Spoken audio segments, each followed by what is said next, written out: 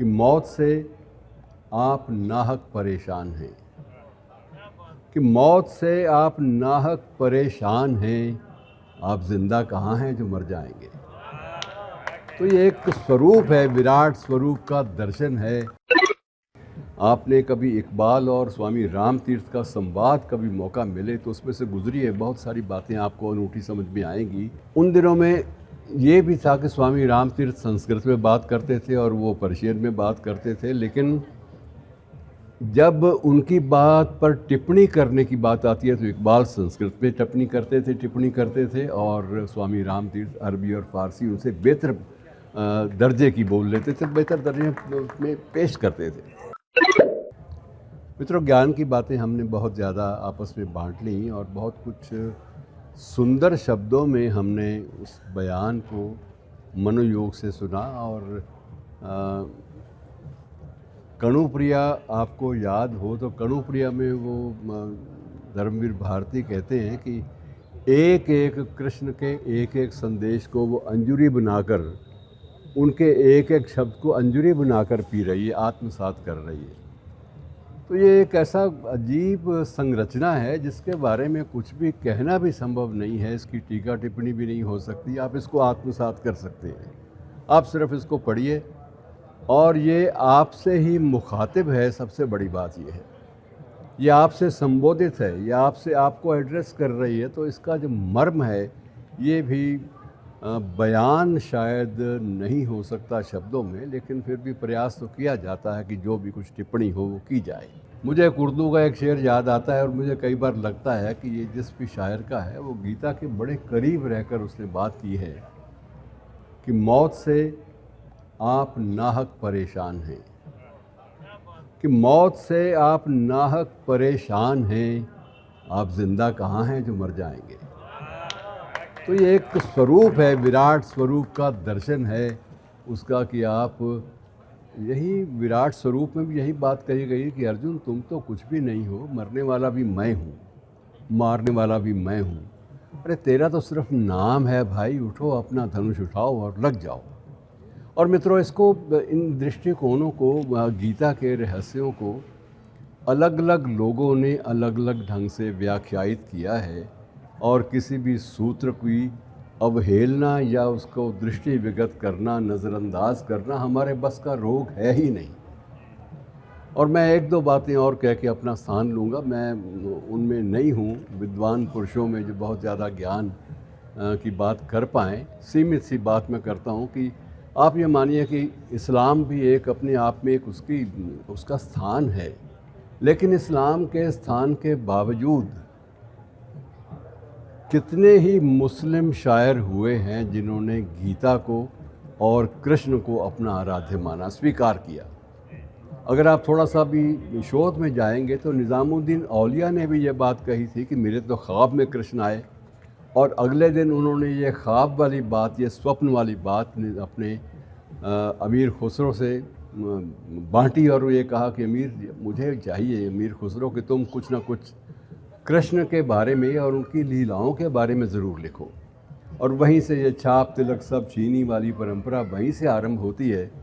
तो एक प्रकार से बहुत सारे प्रभावित लोगों में आप कितने नाम गिनाऊँ मैं। रसखान का, कभी आप वृंदावन जाएं तो आप रसखान का मंदिर भी देखने जाइए। रसखान की समाधि, उसे समाधि कहना चाहिए क्योंकि वो लोग समाधि में विश्वास करते हैं, लेकिन उसका वो हमारे लिए मंदिर है।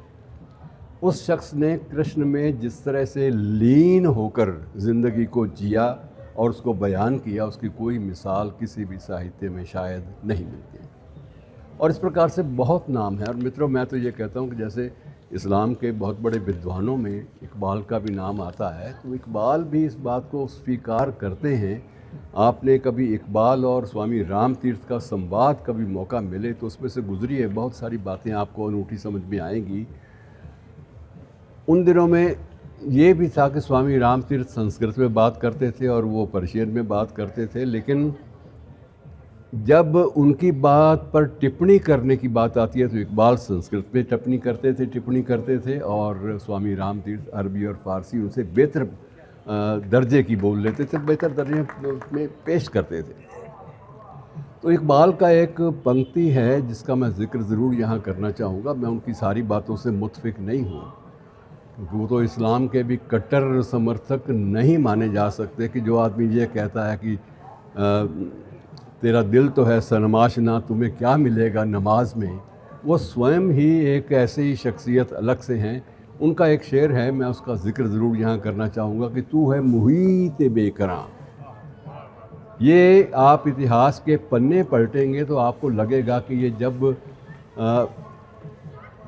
लाहौर से एक बार यात्रा करते हुए बहुत सारे स्थानों की, ये वृंदावन भी गए और मथुरा भी गए, और वृंदावन से लौटती बार लाहौर में आते ही वृंदावन के अपने जो अनुभव थे, जो प्रसंग थे, उनको उन्होंने बयान किया है। 2-4 मैं पूरा गज़ल पूरी नहीं पढ़ूंगा कि तू है मुहीत बेकरां, तो इतना बड़ा आकाश है, तू है मुहीत बेकरां, मैं हूँ ज़रा सी आबजू।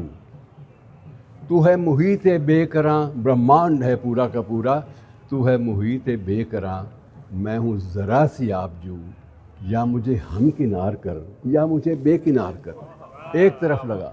तो ये चीज़ें जो हैं बहुत, और इसी तरह से प्रभावित होने वाले लोगों ने, हम लोगों ने कुछ प्रेजुडिसेस पूर्वाग्रह के कारण उनको कभी उनका मनन नहीं किया, लेकिन गालिब जैसा नश्वरवाद पे और अद्वैतवाद पे उसका एक एक शेर सुन लीजिए।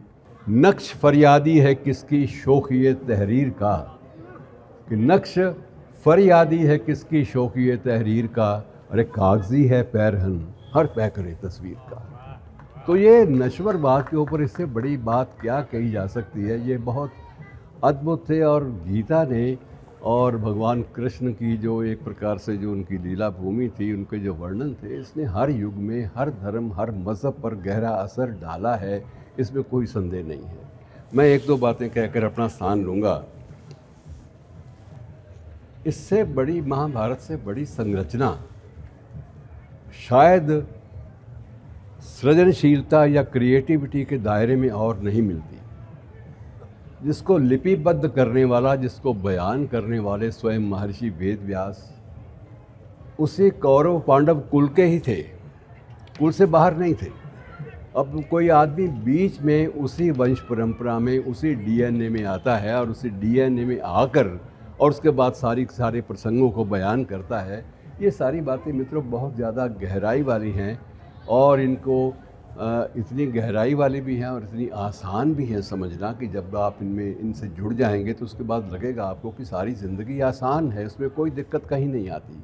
आप कृष्ण की बात को कर्म के क्षेत्र में उनका अंधा युग अगर आपको याद हो तो अंधा युग में एक पंक्ति आती है, कर्म की महत्ता जो है वो एक शब्द में बयान किए है कि जब कोई भी मनुष्य, कर्म की भी एक शर्त लगाई है वहाँ पर कि जब कोई भी मनुष्य अनासक्त होकर, कोई भी मनुष्य अनासक्त होकर चुनौती देता है इतिहास को, तब नक्षत्रों की दिशा बदल जाती है।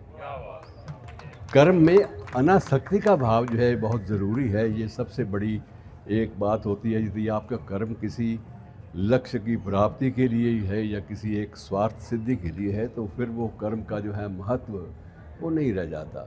इसलिए ये शब्द जोड़ा गया है कि जब कोई भी मनुष्य अनासक्त होकर चुनौती देता है इतिहास को, तब नक्षत्रों की दिशा बदल जाती है।